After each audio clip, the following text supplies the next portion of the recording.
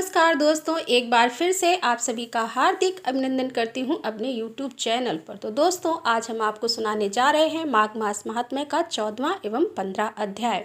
तो चलिए कथा को प्रारंभ करते हैं।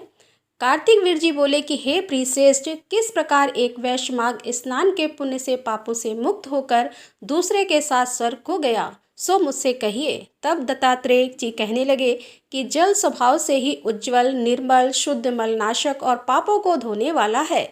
जल सब प्राणियों का पोषण करने वाला है, ऐसा वेदों में कहा गया है। मकर के सूर्य माघ मास में गौ के पैर डूबने योग्य जल से भी स्नान करने से मनुष्य स्वर्ग को प्राप्त होता है। यदि सारा मास स्नान करने से अशक्त हो तो 3 दिन ही स्नान करने से पापों का नाश होता है।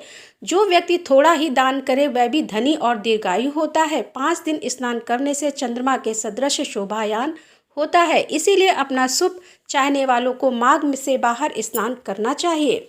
अब माघ में स्नान करने वालों के नियम कहता हूँ। अधिक भोजन का उपयोग नहीं करना चाहिए। भूमि पर सोना चाहिए। भगवान की त्रिकाल पूजा करनी चाहिए। ईंधन, वस्त्र, कंबल, जूता, कुमकुम, धृत तेल, कपास, रुई, वस्त्र तथा अन्न का दान करना चाहिए। दूसरे की अग्नि ना तपे।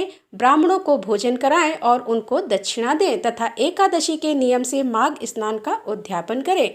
भगवान से प्रार्थना करें कि हे देव, इस स्नान का मुझको यथोचित फल दीजिए। मौन रहकर मंत्र का उच्चारण करें, फिर भगवान का स्मरण करें। जो मनुष्य श्री गंगा जी में माघ में स्नान करते हैं वे हजार युग तक स्वर्ग से नहीं गिरते। जो कोई माघ मास में गंगा और यमुना का स्नान करता है वह प्रतिदिन 1000 कपिला गौ के दान का फल पाता है।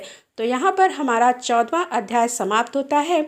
इसको विराम देते हुए अब हम 15 अध्याय प्रारंभ करते हैं। दत्तात्रेय जी कहने लगे कि हे राजन, प्रजापति ने पापों के नाश के लिए प्रयाग तीर्थ की रचना की। सफेद और काली के जल की धारा में स्नान का महात्म्य भली प्रकार सुनो। जो इस मंगल में माघ मास में स्नान करता है वह गर्भ योनि में नहीं आता। भगवान विष्णु की दुर्गम माया माघ में प्रयाग तीर्थ पर सब नष्ट कर देती है। माघ में प्रयाग में स्नान करने से मनुष्य अच्छे भोगों को भोग कर ब्रह्मा को प्राप्त होता है। माघ मास तथा मकर के सूर्य में जो प्रयाग में स्नान करता है उसके पुण्यों की गिनती चित्रगुप्त भी नहीं कर सकता। 100 वर्ष तक निराहार रहकर जो पुण्य प्राप्त होता है वही फल माघ मास में 3 दिन प्रयाग में स्नान करने से होता है, जो फल 100 वर्ष तक योगाभ्यास करने से मिलता है।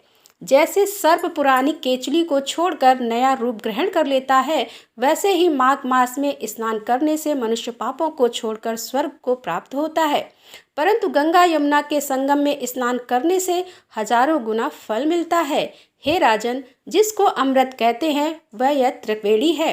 ब्रह्मा, शिव, रुद्र आदि मरुदगण, गंधर्व, लोकपाल, यक्ष, गुहाग, किन्नर, आणिमणि गुणों से सिद्ध तत्वज्ञानी ब्राह्मणी, पार्वती, लक्ष्मी, शनि, नैना, दिति, अदिति, संपूर्ण देव पत्नियां तथा नागों की स्त्रियों से घृताची, मेनका, उर्वशी, रंभा, तिलोत्तमा, अप्सरा गण और सब पितर मनुष्य गण कलयुग में गुप्त और सत युगादि में प्रत्यक्ष सब देवता माघ मास में स्नान करने के लिए आते हैं। इन दिनों माघ में प्रयाग में स्नान करने से जो फल मिलता है वह ईश्वर ही कह सकता है।